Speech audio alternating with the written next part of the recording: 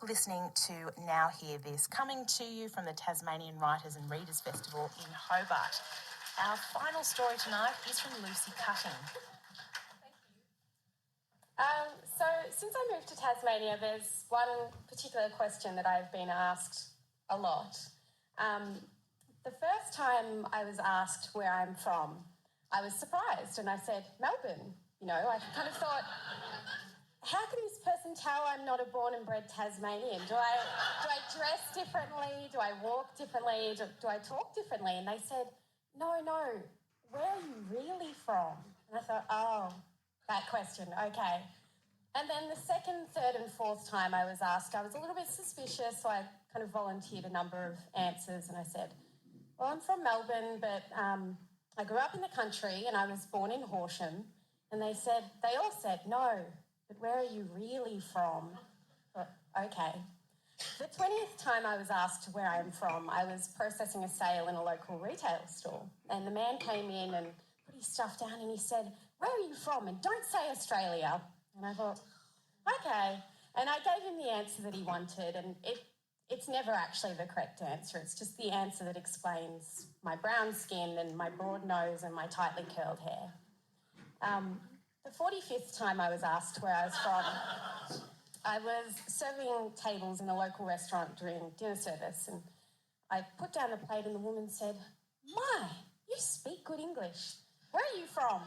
And I said, Melbourne. And she said, were you born there? And I said, more or less. And she turned to her husband and said, Bob, did you hear that? She was born in Australia. And he looked really embarrassed and kind of mumbled something. And I walked away. I just left it as it was.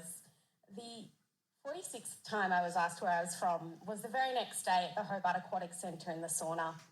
And I was just sitting there relaxing, been about 15 minutes, and this man said through the mist, where are you from?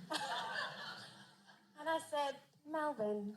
And I left it at that. I didn't want to answer anymore.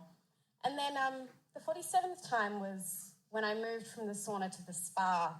And I sat down and I was relaxing and enjoying myself, and this man said, do you mind me asking where you're from?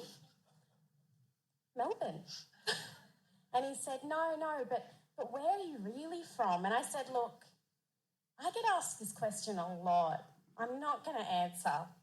And he apologised and he looked really embarrassed. And so I felt really embarrassed. And I actually kind of had, tears of embarrassment spring to my eyes. And so I closed my eyes and I sunk a little deeper into the spa. Don't do that at the aquatic centre. It is a cesspool. It's disgusting. Anyway, that's another story. So I sunk a little bit deeper into the spa and I knew that he was just curious and he was harmless and he just wanted to know. But that kind of embarrassment just gave way to anger, and I thought, why should I be asked where I'm from all the time? Why do I have to explain what combination of ethnicities is the face that they see? And, I just kind of felt quite embarrassed and angry about it. And so after I left the aquatic centre, I felt quite upset and angry, and I called up my sister and I said, Estelle, where are you from? And she laughed at me and kind of sighed, and she said, every time somebody asks me where I'm from, I tell them they shouldn't ask me where I'm from, they should actually ask me what my ethnic background is. I said, yeah, fair enough, but why do they need to even ask at all? I don't ask them. And she said, well, maybe you should. I thought, okay. And I've been asked, a lot outside of those observations that I've given there, and my answer really does vary depending on what side of the bed I rolled out on. So sometimes I just throw the information at them and I tell them where my mum's from and where my dad's from and, where my grandpa's from and where my great-great-grandfather's from. I tell them everything. And then other times I kind of really make a person work for the answer, which is a little bit evil, I know, but, I just want them to know how ridiculous it is that I have to keep answering where I'm from when I'm actually just Australian and I was born in Australia. And then sometimes I just don't answer, like I did to the man in the spa, and I just refuse to answer. Anyway, so The last time I was asked where I was from was actually at my housemate's birthday barbecue the other week. But the time before that was actually down at Salamanca in a bar, and I was talking to this man, and we said hello and all of that kind of stuff. And then he asked me where I was from, and he was really drunk, and he was like, "Where are you from? What is your heritage?"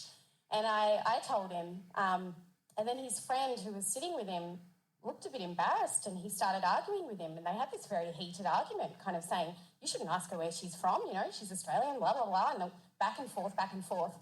And it was actually really a comforting experience to see like an Australian guy of Scottish descent, because I asked him, kind of arguing my case. It was really nice, and I got a lot of comfort out of that he knew that the question had been slightly inappropriate.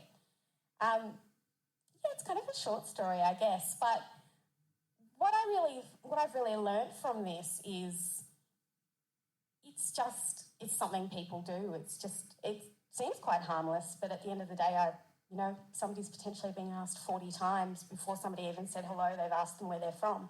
And I thought it would be really nice tonight, a nice way to finish the night, for all of you to turn to somebody you don't know and ask them where they're from. And just so that you can walk in the shoes of somebody who's constantly reminded and even encouraged to view themselves as different. That's my story. Lucie Cutting there, reminding us all to have a think about walking